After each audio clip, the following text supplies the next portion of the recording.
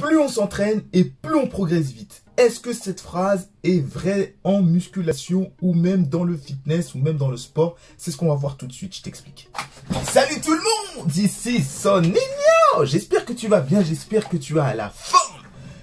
Aujourd'hui, vidéo du début de semaine, on va parler de s'entraîner 7 jours sur 7. Est-ce que c'est une solution viable pour la muscu, que ce soit pour prendre du muscle ou pour maigrir? J'espère que tu es prêt, j'espère que tu es prête.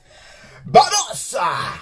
Need to pull up my pants, put my shirt down. I made what they making 3 months for a first now. I can take the back end from the show, put some bread on your head, get you motherfucking murk now. Got them worse, man, would like to blow up my phone, even don't get you dead, I'm at work now. Got the streets out of young and that's stoner, the one got your baby daddy popping first. La mentalité du no pain no gain, faut s'entraîner 7 jours sur 7, toujours à fond. C'est ce que font les sportifs professionnels, ils s'entraînent toujours, etc. Même 2 fois par jour. Et là, on va parler de l'entraînement 7 jours sur 7. Est-ce que c'est une solution viable pour progresser ou même pour perdre du poids? Je te dis tout de suite, c'est possible. Je vais t'expliquer que oui, on peut s'entraîner 7 jours sur 7, mais je vais t'expliquer dans quel cas on peut s'entraîner 7 jours sur 7 et comment on peut s'organiser pour s'entraîner tous les jours. Si tu entraînes 2 fois le même muscle dans la semaine, c'est tout à fait possible, tant que tu gardes un repos entre 48 et 72 heures entre les muscles. Par exemple, tu te fais un push-pull leg, c'est-à-dire des mouvements de poussée, des mouvements de tirer le 2e jour et des mouvements de jambes le 3e jour. Tu peux le faire 2 fois dans la semaine tout simplement et tu auras une pause. Du lundi, tu fais le push et le jeudi, c'est le prochain push. Donc ça te fait un intervalle, ça te fait 2 jours de repos. Donc ça va encore. Et si tu as un bon niveau, c'est possible de s'entraîner 7 jours sur 7 avec le dimanche, tu te fais une petite séance cardio, abdos par exemple. Donc c'est tout à fait possible. Le deuxième cas où ça peut être possible, c'est lorsque tu veux rattraper un point faible, si tu es suffisamment avancé. Donc tu t'entraînes pendant assez longtemps, depuis 5-6 ans. Et tu te dis, voilà, j'ai un point faible pec, je vais les entraîner 2 fois dans la semaine. J'ai un point faible aussi mollet, je vais consacrer un autre jour au mollet. Donc ça peut être possible. Si tu t'entraînes déjà 4 fois par semaine, tu rajoutes une séance avec des rappels ou 2. Et là, ça peut être possible de travailler 7 jours sur 7. Troisième cas où c'est possible, c'est lorsque tu travailles un muscle par jour, un seul muscle. Une séance biceps, une séance triceps, une séance pec, une séance dos, et une séance épaules, une séance jambes et une séance abdos, par exemple.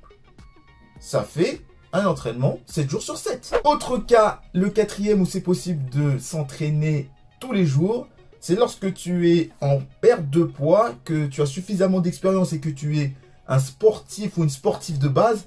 C'est lorsque tu fais tes 4 entraînements de musculation par semaine et entre-temps, les jours où tu n'as pas muscu, tu fais tes entraînements de cardio. Tu fais ton cardio tranquille, soit à haute intensité, soit à basse intensité. Mais en général, c'est plus à basse intensité qu'on va privilégier étant donné que le HIIT, déjà que tu fais de la muscu, où tu as des mouvements avec des poids assez conséquents, si tu rajoutes du HIIT derrière, en général, tu vas te fatiguer. Les jours où tu n'as pas muscu, tu vas faire du cardio à basse intensité.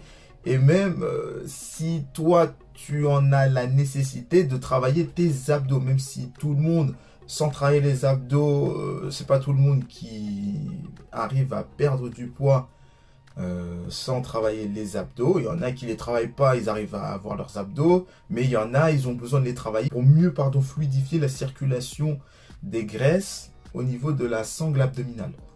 Donc c'est tout à fait possible de faire 4 jours de muscu, 3 jours de cardio, abdos aussi.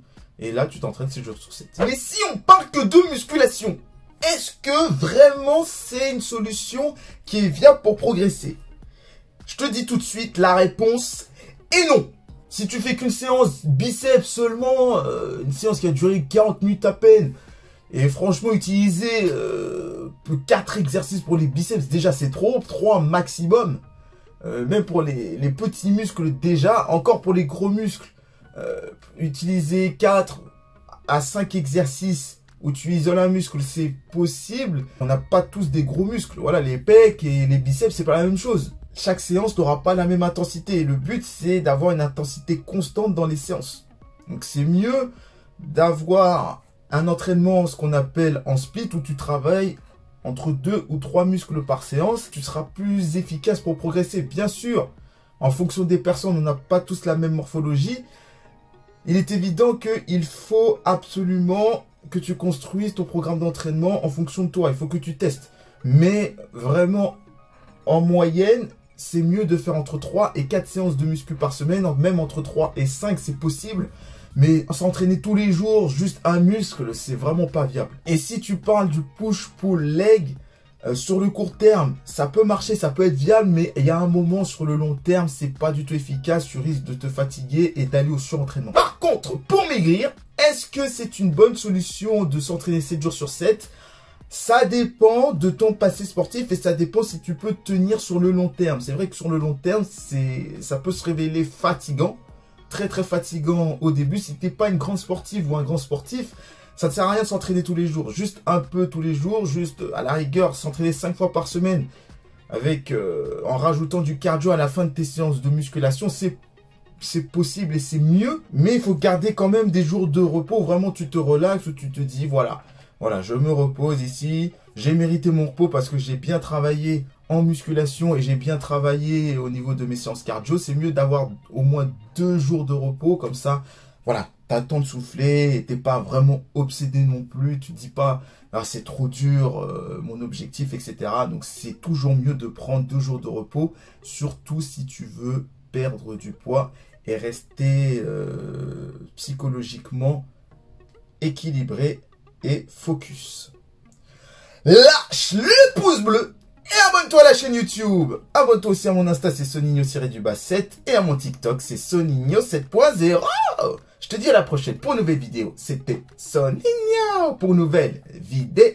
Merci et ciao, bye bye. When I'm in the city, it's litty, design business is no kitty. It was all a dream, like bigger reality. Hit me, I'm living this life, it's not pretty. Feeling like 50, many men hate on me. I got Mercedes on me, I'm not tripping. I got a stadium screaming my name, and after the game, we making sure that we